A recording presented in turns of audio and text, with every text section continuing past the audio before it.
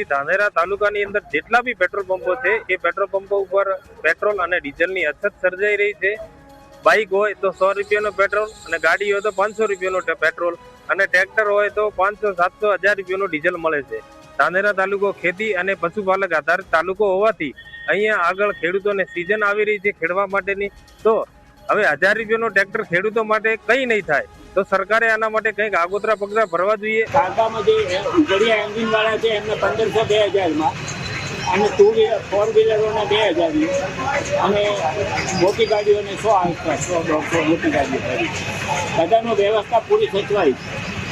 ગઈકાલે લગભગ 2500 ઉપર ગ્રાહકોને ડીઝલ પેટ્રોલ અપાયું। જે પ્રમાણે વડાપ્રધાન શ્રી નરેન્દ્ર મોદી સાહેબે કીધું એ પ્રમાણે કદાચ કોરોના કરતાં બી વધારે પરિસ્થિતિ ખરાબ થાય એવી પોઝિશન છે કે એક તો ડીઝલ નથી મળતું, એના લીધે ટ્રાન્સપોર્ટો બંધ થઈ જાય આવતા સમયની અંદર, એટલે સિટીની અંદર રહેવાવાળી પબ્લિક રહી એનો તો મરો થવાનો છે। બીજું કે ટાઈમસર ખેડૂતને ડીઝલ નહીં મળે અને આ જે પિયત કરીને ખેતી કરવાનો સમય તો છે નહીં, વરસાદ આધારિત ખેતી કરવાની છે, એટલે વરસાદ આવે એ દિવસે ખેડૂત જોડે જો ડીઝલ નહીં હોય તો વાવેતર કરવામાં લેટ થાય, કદાચ ના બી કરી શકાય।